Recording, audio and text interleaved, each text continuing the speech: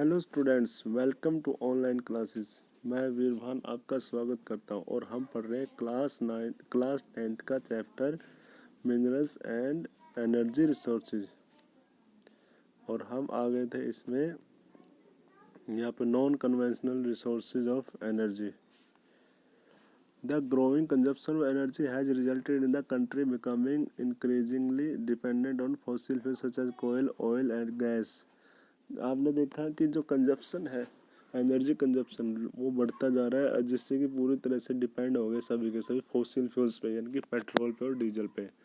Rising prices of oil and gas, there potential shortage have raise certainty about the security of energy supply in the future. और इनकी कीमतें gas की, oil की इतनी ज़्यादा बढ़ती जा रही है कि उनकी शॉर्टेज बढ़ती जा रही है, जिससे कि भविष्य में एनर्जी की सिक्योरिटी की क्या होगी, अनसर्टेनिटी, अनिश्चितता हो गई है। Which in turn has serious repercussion on the growth of national economy, जिसका परिणाम क्या होगा कि नेशनल इकोनॉमी यानी कि राष्ट्रीय अर्थव्यवस्था के लिए बहुत बड़ा परिणाम होगा, गंभीर परिणाम निकल सकते हैं। More over increasing use of fossil fuel also causes serious environmental problem. और तो और क्या हो रहा है, इससे फॉसिल फ्यूल से क्या हो रहा है, ज़्यादा सीरियस प्रॉब्लम बढ़ रही है इन्वायरमेंट को लेके, यानी कि पॉल्यूशन बढ़ रहा है। Hence there is a pressing need to use renewable energy sources like solar energy, wind, tide, biomass and energy from waste material. तो इस प्रकार यहाँ पे ज़्यादा तवज्जो दी जा रही है रिन्यूएबल एनर्जी को, यानी कि वैसी एनर्जी जिसको हम रिन्यू कर सकते हैं, जैसे कि like solar, wind, tide, biomass energy and waste material. These are called the non conventional energy sources, और इन्हें ही बोला जाता है non conventional energy sources. India is blessed with an abundance of sunlight, water, wind and biomass. और भारत के अंदर यहाँ पे सनलाइट, वाटर, विंड और बायोमास काफ़ी बहुतायत में है। It has largest programme for the development of this renewable energy resources. और यहाँ पे काफ़ी बड़े बड़े कार्यक्रम भी किए गए हैं इन रिन्यूएबल एनर्जी के डेवलपमेंट के लिए। फर्स्ट है न्यूक्लियर और atomic energy. It is obtained by altering the structure of atoms. Nuclear energy को ऑब्टेन किया जाता है जो स्ट्रक्चर है एटम का, उसको अल्टर करके। When such A alteration is made, जब ऐसा अल्ट्रेशन किया जाता है, much energy is release in the form of heat, और ज़्यादा एनर्जी को छोड़ा जाता है किसमें, हीट में। And this is use to generate electric power, और इसको यूज किया जाता है इलेक्ट्रिक पावर को जनरेट करने के लिए। Uranium and thorium which are available in Jharkhand. Uranium और थोरियम जो कि झारखंड में और अरावली रेंज ऑफ राजस्थान में मिलता है, are use for generating atom और न्यूक्लियर पावर। इनको एटम और न्यूक्लियर पावर को जनरेट करने में यूज किया जाता है। The monazite sands of Kerala is also rich in thorium. Kerala का मोनजाइट सैंड नाम का जो सैंड है, वहाँ पे काफ़ी अधिक मात्रा में थोरियम मिलता है। आपने मैप में क्या करना, locate the 6 nuclear power station and find out the state in which they are located. 6 nuclear power station है, वो आपने ढूंढने हैं इसमें मैप में। मैप इस लेसन के इम्पोर्टेंट है, सिर्फ मैप ही आएंगे, क्वेश्चन नहीं आएंगे इस लेसन के। Next, solar energy. And India is a tropical country. India एक क्या है, tropical country. It has enormous possibility of tapping solar energy, और यहाँ पे काफ़ी ज़्यादा मात्रा है सोलर एनर्जी को बनाने की। Photovoltaic technology convert sunlight directly into electricity. Photovoltaic technology है जो कि कन्वर्ट करते सनलाइट को डायरेक्टली किसमें, इलेक्ट्रिसिटी में।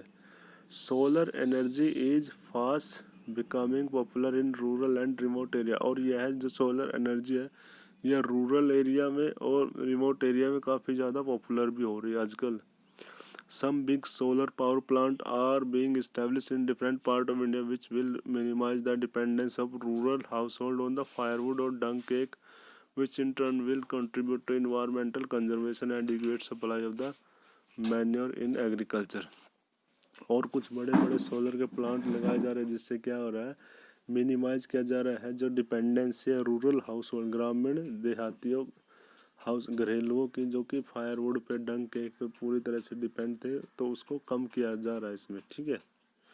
Solar energy operated milk testing equipment collects information about newly established solar power plant in India। आपने यहाँ पे इंफॉर्मेशन कलेक्ट करने का जो नए सोलर पावर प्लांट लगाए गए हैं इंडिया में, ठीक है। Wind power next, India has great potential of wind power. India में जो विंड पावर की काफ़ी ज़्यादा मात्रा में संभावना है। And the largest wind farm cluster is located in Tamil Nadu and Nagercoil to Madurai. और सबसे बड़ा जो फार्म क्लस्टर विंड पावर का वो नागरकोइल में तमिलनाडु से मदुरई का, ठीक है। Apart from these Andhra Pradesh, Karnataka, Gujarat, Kerala, Maharashtra, Lakshadweep है इम्पोर्टेंट विंड फार्म। इन राज्यों में भी बड़े बड़े विंड फार्म है। Nagercoil and Jaisalmer are well known for effective use of wind energy in the country. और ये विंड एनर्जी के लिए जाने जाते हैं नागरकोइल और जैसलमेर, ठीक है। ये दिखा रखा जो विंड मिल्स है, जो ये फैंस है, जो ये बड़े बड़े फैंस है ना जो ये घूमते रहते हैं, ये विंड मिल्स है। नेक्स्ट बायोगैस, सब farm waste, animal and human waste are use to produce biogas for the domestic consumption in rural area. और जो झाड़ियाँ है, पत्ते हैं और डेड एनिमल्स का और ह्यूमंस का जो वेस्ट मटेरियल है उसको प्रोड्यूस किया जाता है डोमेस्टिक बायोगैस को प्रोड्यूस करने के लिए, जिसका घरों में यूज़ किया जाता है। Decomposition of organic matter yield gas. और जो डिकम्पोजिशन होता है ऑर्गेनिक मैटर का, उनके अंदर क्या आती है, गैस बनते हैं which has higher thermal efficiency in comparison to kerosene, dung cake और चारकोल, जिसके अंदर काफ़ी अधिक मात्रा में एफिशिएंसी होती है compare to kerosene, dung cake और चारकोल में। Biogas plant are set up at municipal, cooperative, individual level. और ये बायोगैस प्लान है ना म्यूनसिपल और कोऑपरेटिव और इंडिविजुअल लेवल पे इनको लगाया गया है। The plants using cattle dung are known as gobar gas plant in rural India. और इन जो प्लांट लगाए गए डंग के द्वारा उसे गोबर गैस प्लांट के नाम से भी जाना जाता है। These provide twin benefit to the farmer in the form of energy and improved quality of manner. यह है किसानों को दोहरा फ़ायदा देता है। एक तो ये एनर्जी जनरेट करता है, वहीं दूसरा ये क्या करता है, मैन्योर की क्वालिटी को बढ़ाता है। Biogas is by far the most efficient use of cattle डंग। और बायोगैस क्या है, इसके काफ़ी ज़्यादा इसके अंदर काफ़ी ज़्यादा एफिशिएंसी में कैटल डंग को यूज किया जाता है, यानी कि पशुओं के डंग को अच्छे से उपयोग में लाया जाता है यहाँ पे। It improve the quality of manure. और यह खाद की भी क्वालिटी को इम्प्रूव करता है। And also prevent the loss of trees and manure due to burning of the fuel wood and cow dung cake. और यह क्या करता है, रोकता है जो पेड़ों के लॉस को, मैन्योर के लॉस को due to burning of the firewood and cow dung cakes, ठीक है। ये बायोगैस प्लांट की पिक्चर है ये 5.13 में। नेक्स्ट है tidal energy. Oceanic tides can be use to generate electricity. जो ओशनिक टाइड्स हैं, इनके ज्वार भाटे आते हैं समुद्रों में, उसको भी इलेक्ट्रिसिटी को जनरेट किया जा सकता है उसकी हेल्प से भी। Flood gate dams are built across inlets. और वहाँ पे फ्लड गेट्स लगाए जाते हैं, डैम लगाए जाते हैं नदियों के बीच में। During high tide power water flow into the inlet and get trapped when the gate is close. उसको जो वो इनलेट लगाए जाते हैं उसके अंदर वो जब पानी काफ़ी ज़्यादा बहाव के साथ वहाँ पे ट्रैप किया जाता है, फिर गेट को क्लोज किया जाता है। After the tide fall outside the flood gate, the water retain by the flood gate flow back to the sea via pipe and carried through the power generating turbine. और इससे क्या किया जाता है, टर्बाइन से पावर को generate किया जाता है। In India the gulf of Khambhat, the gulf of Kutch in Gujarat on the western coast and the Gangetic plain in Sundarban region of West Bengal provide ideal condition for utilizing tidal energy. तो भारत के अंदर ये कुछ क्षेत्र है जो कि टाइडल एनर्जी के लिए काफ़ी अच्छे माने जाते हैं। Geothermal energy refer to the heat and electricity produced by the using the heat from the interior interior of the earth, earth के अंदर से ही इसको क्या किया जाता है, एनर्जी को, इलेक्ट्रिसिटी को क्या किया, जनरेट किया जाता है। Geothermal energy exist because the earth grows progressively hotter with the increasing depth. यह इसलिए है वहाँ पे क्योंकि अर्थ क्या होती है, अंदर से क्या होती है, हॉटर, यानी कि इसकी गहराई में जाएंगे तो और भी ज़्यादा क्या होती जाती है, गर्म बनती होती जाती है। When the geothermal gradient is high, high temperature are found at the slow depth। जब जियो टेम्परेचर हाई हो जाता है तो ground water in such areas absorb heat, और वहाँ का जो पानी होता है वो हीट प्राप्त करता है from the rocks and become hot, वो और भी ज़्यादा गर्म हो जाता है।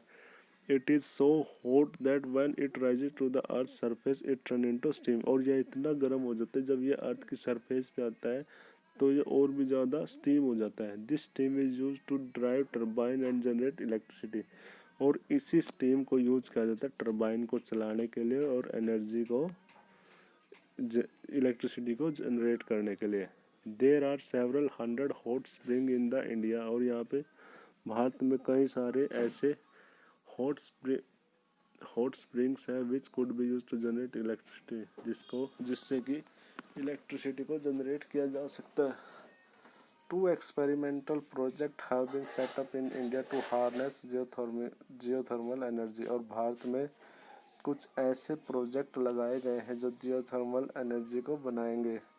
One is the one is located in the Parvati valley near Manikaran in Himachal Pradesh, एक तो हिमाचल प्रदेश में लगाया गया है यहाँ पे, and other is located in the पुग्गा valley Ladakh, दूसरा है पुग्गा वैली लद्दाख में, जहाँ पे जियोथर्मल एनर्जी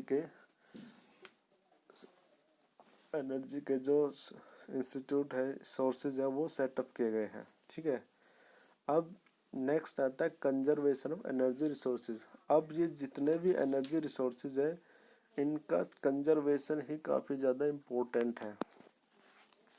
एनर्जी जब basic requirement for economic development, ये तो अब हमें पता चल गया है कि जो ऊर्जा है वो आर्थिक विकास के लिए काफ़ी इम्पोर्टेंट है। Every sector of the national economy, agriculture, industry, transport, commercial, domestic need input of energy, तो इन सब में एनर्जी का इनपुट चाहिए होता है।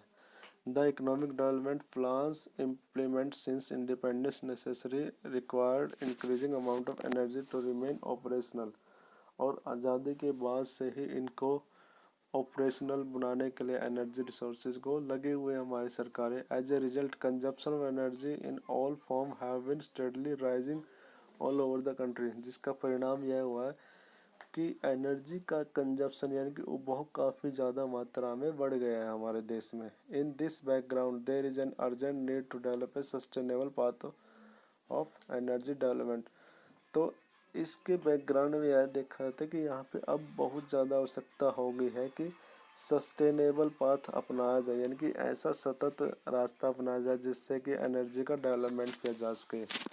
Promotion of energy conservation and increased use of renewable energy sources are the twin plank of sustainable energy। यहाँ पे क्या है, एनर्जी कंजर्वेशन को प्रमोट करना है एंड बढ़ावा देना है, increase use of renewable energy, और रिन्यूएबल एनर्जी को के यूज को बढ़ाना है।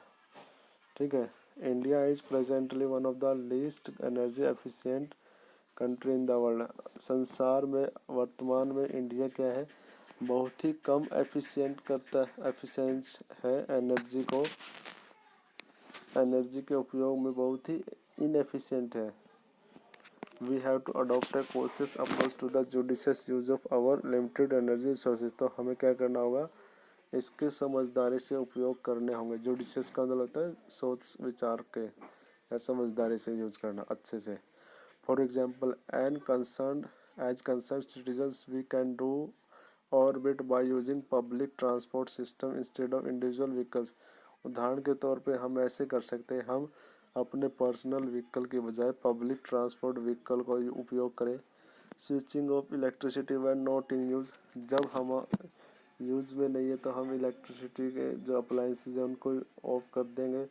यूजिंग पावर सेविंग डिवाइसेस, हम पावर सेविंग डिवाइसेस को यूज़ करेंगे। And using non conventional use sources of energy, और नॉन कन्वेंशनल सोर्स है एनर्जी के, उनका उपयोग करेंगे। After all energy saved is energy produce, और आफ्टर ऑल यही है कि एनर्जी को सेव करेंगे ही तो हम एनर्जी को प्रोड्यूस कर सकते हैं। ठीक है स्टूडेंट, तो ये लेसन था आपका। इसमें आपके मैथ के जो क्वेश्चन है ना सिर्फ वो करने हैं।